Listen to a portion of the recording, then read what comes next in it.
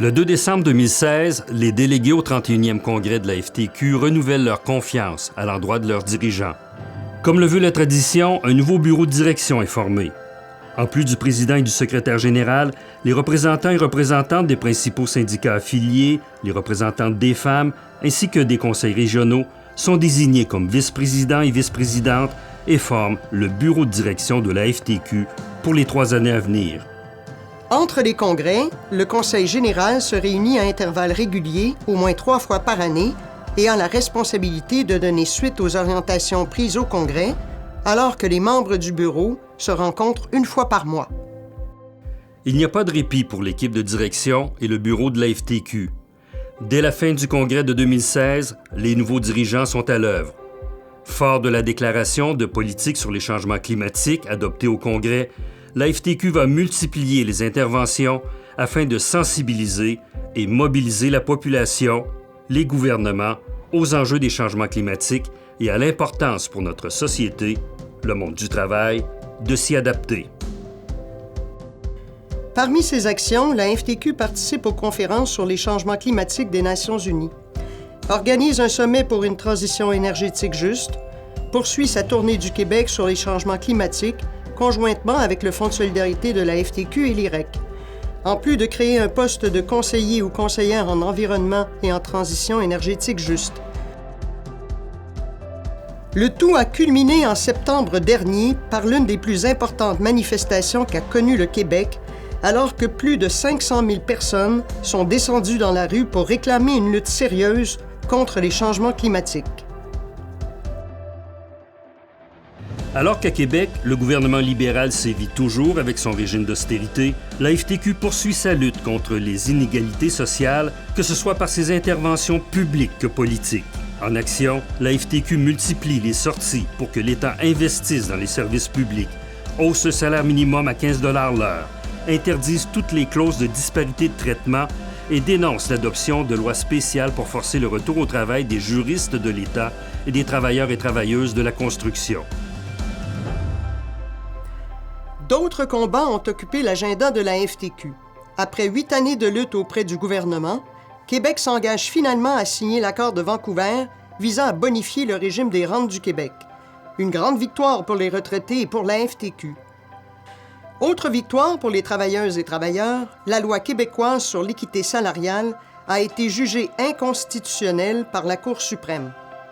D'ailleurs, la nouvelle loi adoptée par Québec par la suite est de nouveau contestée par les organisations syndicales.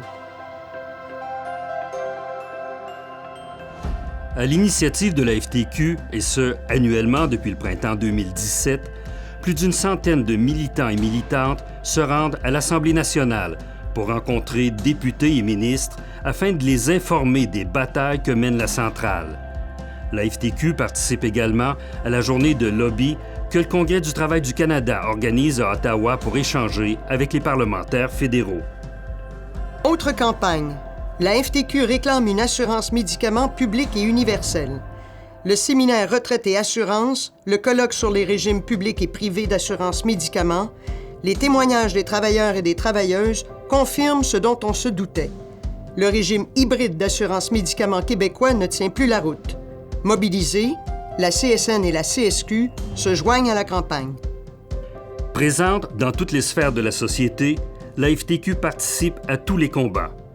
Elle intervient en commission parlementaire, organise des colloques, des séminaires, manifeste dans les rues et est membre de coalitions.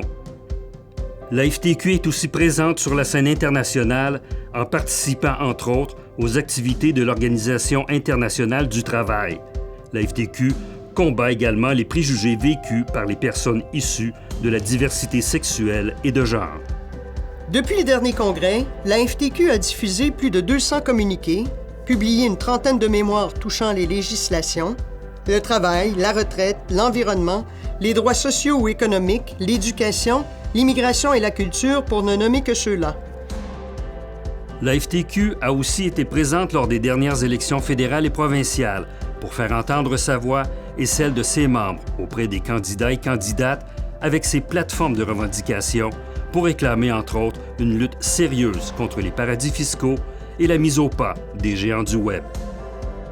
Le 28 avril de chaque année, la FTQ et ses syndicats font une pause pour manifester devant l'Assemblée nationale afin de souligner la Journée internationale des personnes décédées ou blessées au travail, réclamer la modernisation de la loi sur la santé et la sécurité du travail et la loi sur les accidents du travail et les maladies professionnelles, afin qu'elle s'applique à tous les travailleurs et travailleuses, notamment en ce qui a trait aux outils de prévention.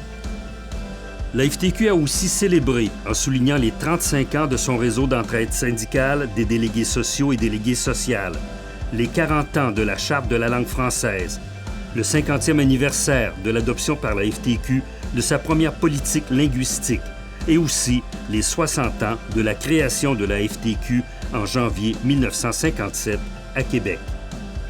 Que ce soit par sa participation au collectif du 8 mars, la Biennale des femmes, l'École des femmes, le travail de son comité de la condition féminine et de l'équité salariale, la FTQ ne ménage pas ses efforts pour dénoncer la violence et le harcèlement au travail et l'importance de la conciliation travail-vie personnelle et pour exiger l'amélioration des conditions de vie et de travail des femmes au Québec. La FTQ participe aussi à la journée de commémoration et d'action contre la violence faite aux femmes du 6 décembre, date à laquelle, rappelons-le, il y a 30 ans, 14 jeunes femmes ont été assassinées à l'École polytechnique de Montréal. La relève a aussi son mot à dire par son comité des jeunes. La semaine de la relève syndicale et le camp de formation des jeunes sont des forums qui nourrissent les échanges sur les enjeux qui les préoccupent. Pour la FTQ, le message est clair. Les jeunes militants et militantes ont leur place dans les organisations syndicales, car ce sont nos futurs leaders. Toujours préoccupée par la défense du filet social des Québécois et des Québécoises, la FTQ profite des manifestations du 1er mai pour revendiquer une société plus juste, plus solidaire et plus verte. Dans le secteur public, les négociations sont en marche.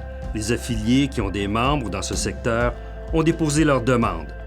Pour la FTQ, il est urgent d'améliorer les conditions d'exercice d'emploi, la rémunération et de mettre fin à la surcharge de travail. Il faut maintenant rebâtir nos services publics. La FTQ, c'est 600 000 membres, dont le tiers sont des femmes, 1 millier de dirigeants et de dirigeantes, d'employés répartis dans 35 syndicats affiliés qui représentent, négocient, plaident, informent, écoutent et veillent sur les intérêts de leurs membres. Dans chaque région du Québec, nos conseillers régionaux et les conseils régionaux sont à l'œuvre. En plus de développer des liens d'entraide et de solidarité, ils sont la voix et les oreilles de la FTQ en région. La FTQ peut aussi compter sur une quinzaine de comités permanents qui nourrissent la réflexion et la prise de décision de la centrale. La FTQ représente plus de 42 % des travailleurs syndiqués au Québec. Elle est la plus importante centrale syndicale du Québec. Ce sont les hommes et les femmes qui font, par leurs gestes quotidiens, les plus grandes organisations. C'est leur passion et leur engagement qui stimulent le bien commun et qui rend possible ensuite les plus grands accomplissements. La FTQ, c'est la force du nombre en action.